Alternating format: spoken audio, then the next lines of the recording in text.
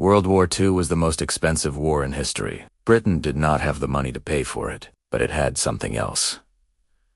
A colony with millions of people. A land of resources, and a treasury it did not control. That colony was India. When World War II began in 1939, Britain faced a financial crisis. The war demanded enormous spending on weapons, ships, aircraft, and soldiers. Britain's economy was already strained from the Great Depression, and the cost of fighting Germany quickly became overwhelming. Britain needed money, but instead of finding it at home, it turned to its empire. India was the most valuable colony Britain possessed. It had a massive population, rich agricultural land, and a growing economy. More importantly, it had a system that allowed Britain to control its finances directly. During the war, Britain began purchasing goods, food, raw materials, and services from India for the war effort. Indian factories produced uniforms, equipment, and supplies. Indian farmers provided food for British troops. Indian soldiers were recruited in large numbers to fight in different parts of the world. But here was the unusual part. Britain did not pay India in gold or dollars. Instead, it paid in promises. These promises were called sterling balances.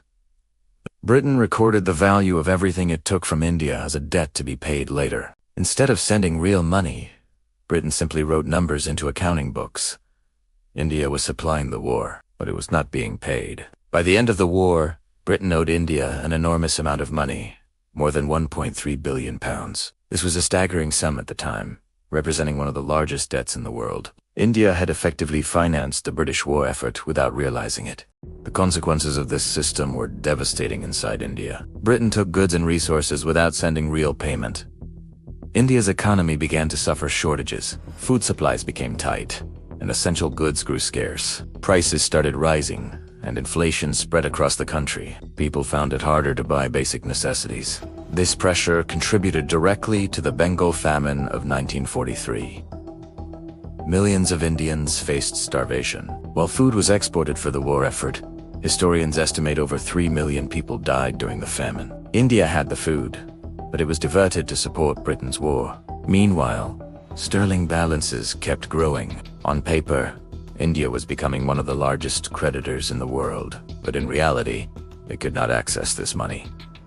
Britain controlled how and when the balances could be used. India's own wealth was locked away.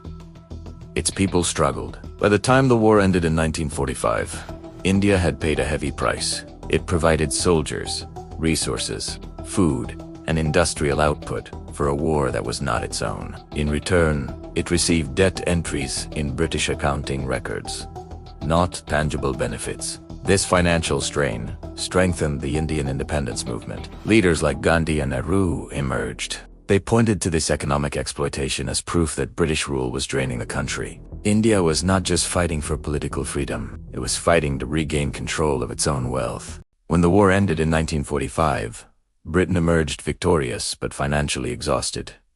Its economy was in ruins. It owed money to the United States, and now it also owed an enormous amount to India. The sterling balances had grown so large that they posed a serious problem for the British government. If India demanded immediate payment in real currency, Britain would collapse financially. Instead of paying the debt, Britain controlled how India could use its own money. The sterling balances were restricted. India could only spend them on British goods, not convert them into dollars or gold. This meant that India's own wealth was locked inside the British financial system. India had financed the war, but it could not freely access the money it was owed. This created deep resentment. Indian leaders saw clearly how the system had worked. Britain had used India's resources, labor, and economy to fight a global war, and now it was refusing to return the value. The financial exploitation during the war became a powerful argument for independence. It showed that British rule was not just political control, but economic control. India's struggle for freedom was now closely tied to regaining economic sovereignty.